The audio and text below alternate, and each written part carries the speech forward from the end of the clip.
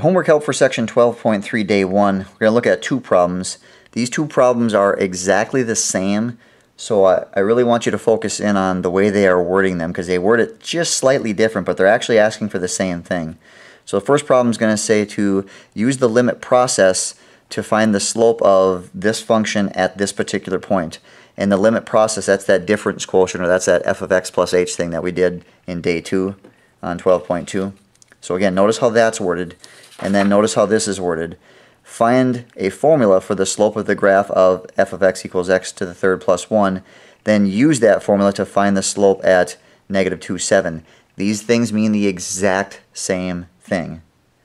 So again, kind of get used to it just in case it's worded one way and you're not used to it. So when you see it on the test, it doesn't throw you. Alright, so let's go ahead and do the first one. Use the limit process to find the slope of that function at that point.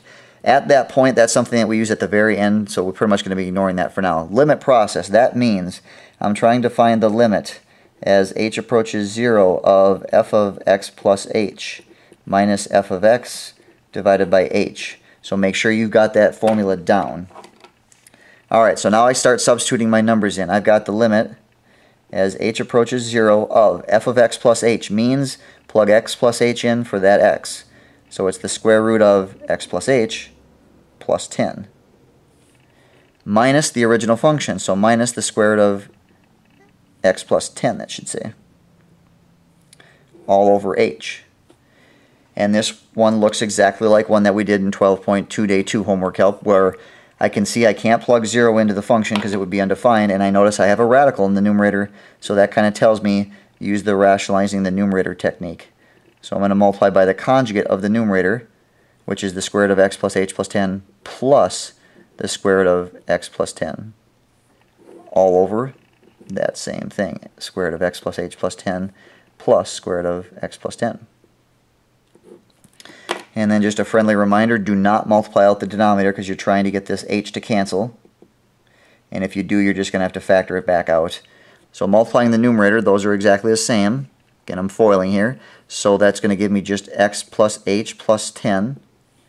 Positive, negative, they're conjugates. Don't have to worry about the insides and outsides. It's going to give me a negative x plus 10, but it's the quantity x plus 10. All over h times that big quantity of the square root of x plus h plus 10 plus the square root of x plus 10. And while you are simplifying this, you can kind of tell if you make a mistake or if you make a common mistake like forgetting the parentheses. It should be easy to see. That x will cancel with that x after I distribute the negative. If you had written it like this, x plus h plus 10 minus x plus 10, which is a very common mistake, you can see these cancel. You're going to have a problem because this is what you're left with in the numerator, and there's no way to get that to cancel with this h down here. So that kind of tells you there's something wrong, and then hopefully you'd see that, well, they're the same number. If one of them had been negative, that wouldn't be there and I'd have that problem fixed. So usually if you do make a mistake, you can usually see it quite easily. Alright, so that positive 10, that negative 10 are going to cancel, and now I'm looking at the limit as h approaches 0 of h divided by h times that quantity.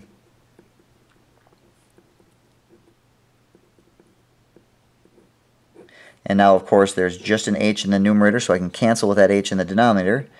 So now I'm looking at the limit as h approaches 0 of an implied 1 divided by those radicals of square root of x plus h plus 10 plus square root of x plus 10.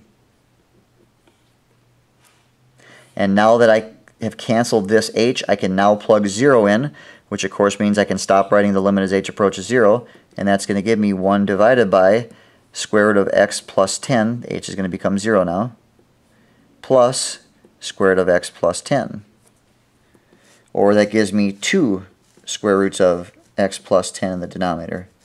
And again, typically the book will leave it like this, but if you wanted to rationalize, which I'm not going to make you do that, but if you wanted to, you could say it's the square root of x plus 10 over 2 times the quantity x plus 10. And if you really want to remember what I showed you yesterday, when you get to calc and you write that, you may actually leave it like that, or you might write it as 1/2 times the quantity of x plus 10 to the negative 1/2. Or you could just write it as x plus 10 to the negative 1/2 divided by 2, same thing. So this is more of what you'll be doing next year. That's really all I need to see. Alright, so there's the first one. Now, we're not quite done. This, what I found right here, I'm going to use this one. That is doing the limit process to figure this out. It now wants me to find the slope of the graph at the point -1, 3. Notice you're given an x value and a y value. Well, you're going to find we call this the formula for the slope of the graph. That's why these things are the same type of problem. This is the formula for the slope of the graph. You've got an x value and a y value. You're going to plug both of those in to this formula, and you notice that this formula does not have a y value. So realistically, all you need is x. So now you plug that in. I just made this a lot more messy than I needed to. So I'm going to plug that in, and I'm going to have 1 divided by 2 square roots of, I'm plugging -1 in for x, so -1 plus 10, or that's 1 over 2 square roots of 9, which of course will eventually give me 1/6, which means if I graphed that function, which here is what it looks like very roughly, if I went to where the x value was -1, so again very rough, right about here, and I looked at the slope of the graph, the slope of that tangent line would be 1/6. That's really what you're finding. So we'll kind of build to that here.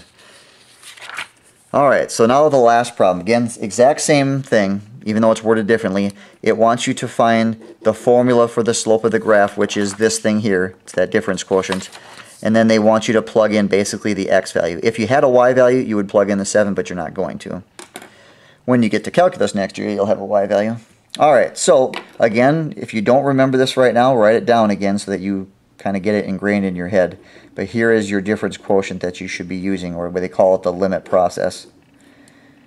Alright, so now x plus h has to go in for that x. So I've got the limit as h approaches 0 of the quantity x plus h cubed plus 1. There is the f of x plus h, minus the original function, which is x to the third plus 1, all over h. And now your job is to simplify that. Now you can see I have to cube this. So you can do one of two things. You can either multiply out x plus h times x plus h times x plus h, which is what I'll do here in just a second.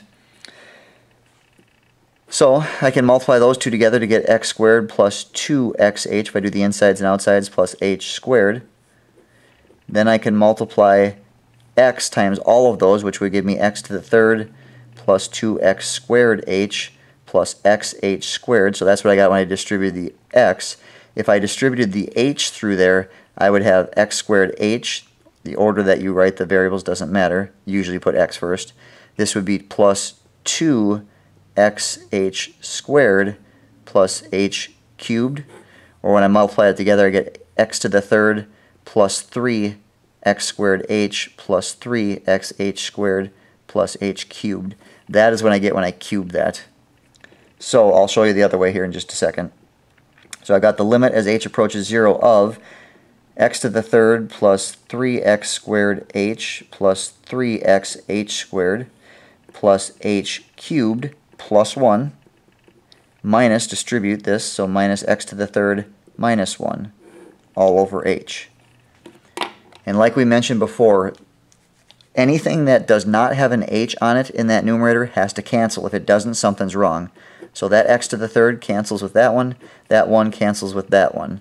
And I'm not saying that the terms with h on it can't cancel, I'm just saying that when you're done canceling, all the terms that are left need to have an h on it. So now I'm going to factor out the h. I said I would show you another way, I still will. I haven't forgot. Alright, so the limit as h approaches 0, I'm going to factor out an h. That would leave me with 3x squared. This would have 3x and still has an h on it. This would have an h squared to it. I now got this h to cancel, which is the goal that allows me to plug 0 in for what's left over. So I'm looking at the limit as h approaches 0 of 3x squared plus 3xh plus h squared. If you want to save yourself from writing that step, once you cancel that, you can go ahead and plug the 0 in. Plug 0 in for h. This is going to give me 3x squared plus 3x times 0, so that's going to disappear, plus 0 squared, that's going to disappear. This is my difference quotient, or this is the formula for the slope of the graph. And then to finish this problem off, it says find the slope at the point -2, 7. I don't have a y value, so if I plug -2 in here, I'm going to get 3 times -2 squared. Remember to do the squaring first. This is going to give me 12. That would be the slope of the tangent line at that particular point for that particular function. Alright, now the other way of doing this would be to remember Pascal's triangle. Do you remember this triangle we talked about in class?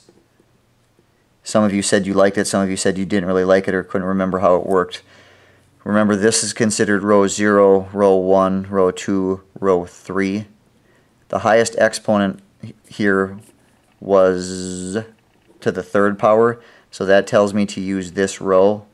And notice the 1, 3, 3, 1, that's the leading coefficients for all these variables. And then you just have to remember how the variables work. When you're cubing, the first one starts out to the third, the second one starts out to the 0 power, and then the first one starts decreasing and the second one starts increasing, so it's 1 x to the third, h to the 0 technically, plus 3, x now gets squared because it's dropping 1, h now increases, so it's h to the first, plus 3, x decreases another one, h increases another one, plus 1. If x decreases another one, it's to the 0 power, so I don't need to write it, h to the third. So this is maybe a quicker way of doing it.